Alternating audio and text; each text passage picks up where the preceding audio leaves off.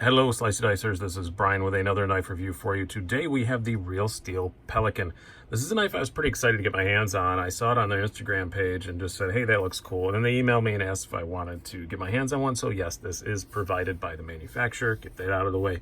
And they knew it was going to a reviewer. So as Nick Shabazz always says, this may be the best quality control Pelican ever. But this one is pretty darn good.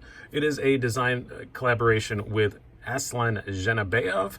I think I've got that right. It's either Zhenebaev or Zanabaev. I'm not really sure, but my Russian's fairly decent. So it's one of those two, I'm sure. But anyway, really cool little design. I really like the look of it. D2 steel, you're getting G10 on one side, stainless steel frame lock on the other. I like that they put the maker's mark here on the lock side instead of putting it on the blade. I don't know. I just think that looks cool. I think there's little marks on the pocket clip. I could take or leave that, but it doesn't look bad. I don't mind it at all. I do like that the blade is pretty clean. You just have the little tiny D2 mark there. I like it when companies kind of make you look for the steel mark. I think that's kind of cool. And the little Real Steel mark up here. Price on this, it's not in any dealers that I can find yet. Real Steel told me that it was out at some dealers, but it's not any that I usually deal with.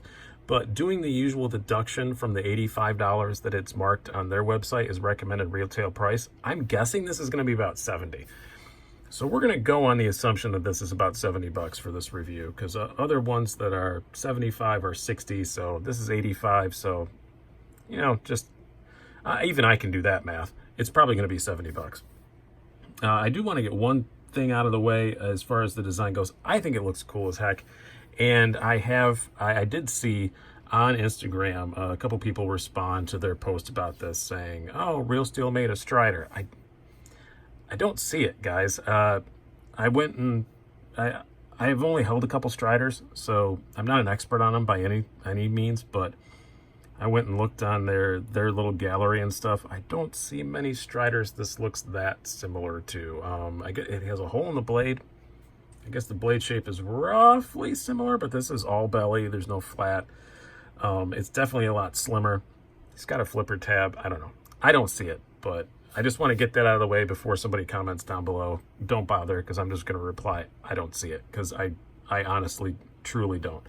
Handle shape is... at least from here back, totally different. I don't see it. So anyway, you know, you do enough knife designs, stuff is going to look similar. Let it go. I'm not going to sing the song for you because I'm not a horrible person. Let's do some stats and size comparisons before we get too much farther. I'm going to line this up against one of these squares. These are 1-inch squares here. As you can see, overall length just over 8 inches. Blade length 3.4.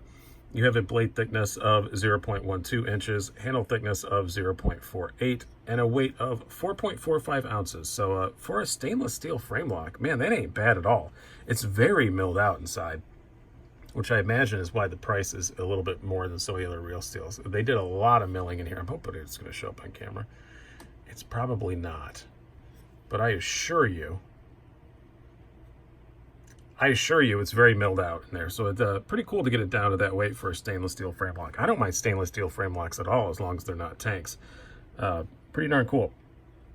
Let's do some size comparisons before we move on any farther. We will bring out our usual Spyderco sandwich. Here is your Spyderco PM2. You'll line them up by the pivots. And the Spyderco Para 3. So you can see it's about PM2 size. A little bit smaller, and I think you're getting about almost exactly the same amount of cutting edge as you would on a PM2. Compare it to some more full to mid-size kind of budgety knives. We have the Kershaw Bare-Knuckle, a little bit shorter than that. You know, we'll bring this out since it's right here. Your Cold Steel Code 4. Again, Brian is not being good about cleaning his knives before he does videos. Those pivots lined up. Yeah, you see it's a little smaller than both of those. Quite a bit smaller than the Code 4. Just a little bit smaller than the Bare-Knuckle. And lastly, we'll do one more, another knife that a lot of us have, so it's always a good reference point. Your Ontario Rat Model 2. Quite a bit shorter than that. So not a huge knife, but not the smallest knife in the world either. It's, like I said, it's a mid-size. As far as getting into the actual details of this knife, the blade, I really like a lot. About 22 thousandths behind the edge, which isn't super thin, but I do have to say it came out of the box razor sharp. The blade stock is very thin, 0.12. About as thin as you want for something you're really going to work hardcore with, and very high flat grind. It slices very well. I was pretty darn impressed with that. I really was. And the tip is I'm gonna call it medium. It's not dainty by any means. It's not like a delicate tip, but it's not like a big bruiser of a tip either. So I don't really have a problem with that either. I really like the blade on this a whole lot. Real Steel does a pretty good job with their D2. Never heard any real complaints about it. And I like this kind of, I don't know, you call it like a polished stone wash on there. I wouldn't call it a bead blast by any means. I like the finish they put on a lot of their blades. I think it works out pretty well. As far as the ergos go, really good. I do have to say, I'm pretty darn impressed with it.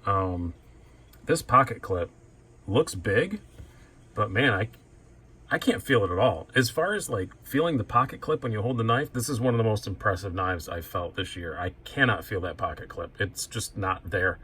I do really like this. You can't quite call it a harpoon because it's so far back, but I guess you have to. I don't know what else to call it, but really good place to land your finger. In their little literature, they say, you know, it's meant to give you good purchase without needing jimping, and I gotta say, kind of works.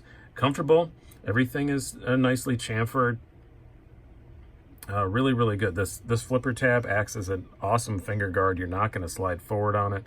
We'll talk more about that flipper tab later. But as far as working as like a finger guard, it works outstandingly well. I really like the ergos on this a whole lot. And also, we're getting into deployment, but also in the ergos, they do a lot of milling here on the G10. This milling here works great for flipping it. Like, you are locked in when you flip it open. The detent's great, so it doesn't need to do that. But if it had a stiff detent, man, it works a lot. It works really well just to lock your finger in there so that you can really put a lot of effort on it. And I guess it also works for regular grip when you're holding it, but not so much, because like I'm not putting hardly any, the way I'm actually going to use and hold this knife, I'm not putting hardly any pressure on that finger. As far as the carry goes, it carries, okay. It's not bad. It's not egregious or anything. There is a fair amount sticking out here, as you can see. We will do yield Wranglers, even though I know I keep threatening to replace these, but maybe I should do a Patreon support to let me go buy a new pair of jeans to cut up.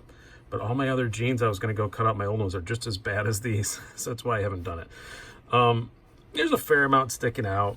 It's very obvious you got a knife in your pocket. It's not going to, you're not going to get past that. The width of it's fine. The weight of it's fine. It slides in and out super easy. That flipper tab is definitely noticeable though.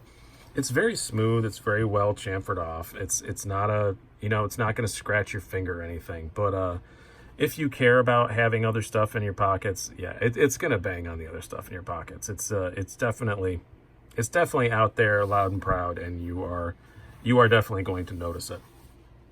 But where that makes the knife better is it is great for flipping the knife out. I will say, I don't think it needs it though. The action on it is so good. I really think they could have made this flipper tab half that length.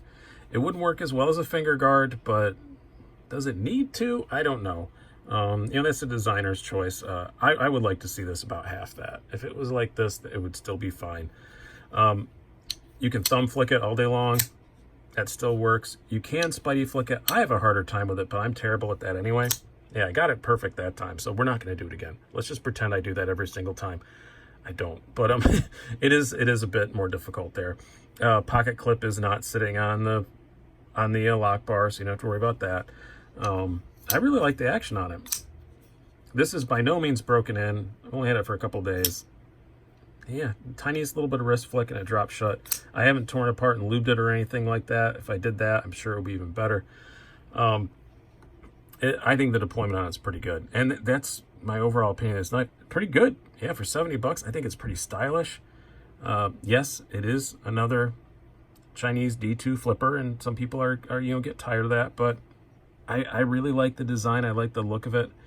All the milling on the G10 actually does something, which I do really like that. This deployment hole works well. Yeah, my only complaints are I just wish that flipper tab was a bit smaller. And yeah, it's about it. I mean, maybe if you like a really big lanyard hole to put your big thick, paracord through, you're not going to like this, but you can get a single one through there fine. And I hate lanyard holes, so I don't really care. I think that's great because it's subtle and I don't have to look at it. But yeah, really good knife, good slicer. I think 70 bucks is about right. I don't mind that it's stainless steel liner lock or frame lock because it's light, because they milled it out. As long as you do that, yeah, do stainless steel frame locks all day long. I don't care. You don't need to do titanium if you mill it out a lot. And yeah, this is good, 70 bucks. So check it out at your local retailer when they are available. I'm going to link down below to the Real Steel website, and then I'm also going to link to Aslan's Instagram page. He's got lots of cool stuff he does on there. So go check that out as well. And when they're available on retailers, guys, post down below in the comments when they're out, where you can get them. So I know White Mountain Knives usually gets them pretty quick, so keep an eye on White Mountain Knives if you want one. White Mountain Knives, you can use my code SDWMK at checkout, and you get 10% off. So go check that out. Hope you guys have enjoyed this. I've been Brian. Have a good one.